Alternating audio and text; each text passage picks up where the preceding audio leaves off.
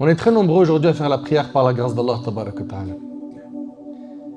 Mais cette prière, est-ce qu'elle t'empêche de faire le haram?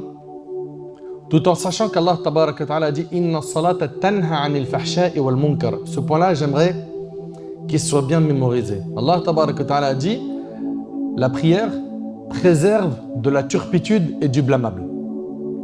C'est-à-dire que normalement, par cette prière que tu accomplis, tu es censé t'écarter du haram. Maintenant, on se pose la question. On fait la prière. Est-ce que ça a amélioré notre relation avec Allah subhanahu wa ta'ala, le fait de prier? Est-ce qu'on a réussi par le biais de cette prière à nous écarter des péchés? À souder les obligations? À avoir un meilleur comportement? Ou est-ce qu'on prie, mais on est les mêmes, il n'y a rien qui change? Très rapidement, on va faire un petit constat qui fait un peu mal au cœur. Parfois, j'ai bien dit parfois pour ne pas généraliser, tu rentres à la mosquée, on fait la prière en groupe, puis après un de nos frères, il sort de la mosquée, il allume une cigarette. Il est à la mosquée, dans la maison d'Allah. Allah Ta'ala dit Inna salata tanha anil fahsha'i wal munkar. La prière, elle préserve des turpitudes et du blâmable. Normalement, c'est pas le réflexe qu'il doit avoir quand il sort, n'est-ce pas? Il va sortir de la mosquée, aller au travail, et au travail, vulgarité, malhonnêteté, il fait mal son job, etc. Mais tu viens de faire la prière. Tu viens de faire la prière. Ou bien certains de nos frères ou certaines de nos sœurs qui vont faire la salat, puis ils vont sortir avec des tenues vestimentaires qui sont interdites en islam. Mais tu viens de prier.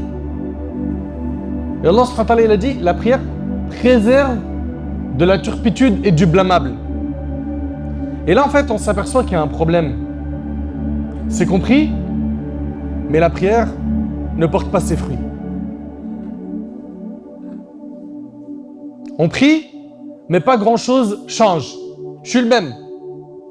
Allah tabaraka wa ta'ala, il nous dit dans le Coran wa aqimus salat, et accomplissez la prière. Dans un autre verset, wa aqamus salat, ils ont accompli la salat. Wa yuqimuna salat, c'est toujours dans Surat al-Baqarah, et ils accomplissent la salat.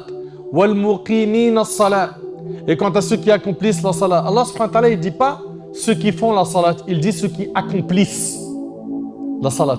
Et en fait, c'est ça qui nous manque. C'est que nous, on prie, mais on n'a pas accompli la prière.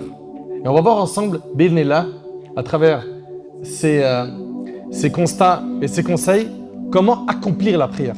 Parce que si tu accomplis la prière, elle va te préserver de la turpitude et du blâmable. Mais hélas, ce qui nous manque, c'est d'accomplir la prière, pas la faire. Je le dis, je le répète, il y a une différence entre iqamatus salat et ada'us salat. Le fait de faire la prière et le fait de l'accomplir. Celui qui accomplit la salat, c'est quelqu'un qui va se diriger vers la salat avec son cœur et son âme. Il y a un aimant qui l'attire vers la salat. Pour lui ou pour elle, la prière est un délice. C'est un moment d'humilité. C'est un moment où on exprime notre servitude envers Allah. C'est un moment où on montre à Allah tabaraka wa ta'ala qu'il est le riche et nous sommes les pauvres. C'est un moment où on montre à Allah tabaraka wa ta'ala qu'on veut ce qui est auprès de lui, le paradis al-Jannah. Je le dis et je le répète, ce qui nous manque aujourd'hui, c'est d'accomplir la prière. La personne va rentrer en prière et elle pense à tout sauf la prière. Est-ce que vous trouvez que ça c'est normal?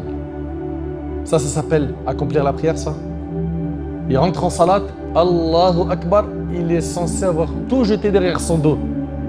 Il est en dialogue privé avec Allah. Le prophète alayhi salatu wassalam a dit que le moment où le serviteur est le plus proche de son Seigneur, c'est quand il est prosterné. La prière, c'est un dialogue privé avec Allah. La prière, notre bien-aimé Mohammed alayhi salatu wassalam, il disait à Bilal, apaise-nous par la prière au Bilal. Le prophète alayhi salatu wassalam, il a vu le prophète Moussa dans sa tombe en train de prier. Et Cheikh l'Islam Ibn Taymiyyah rahmallah, il dit que la prière des prophètes dans leur tombe n'est pas faite par obligation, mais par pur plaisir. Tellement les prophètes ont pris goût à la prière, même dans leur tombe, ils font la prière alors qu'elle n'est plus obligatoire.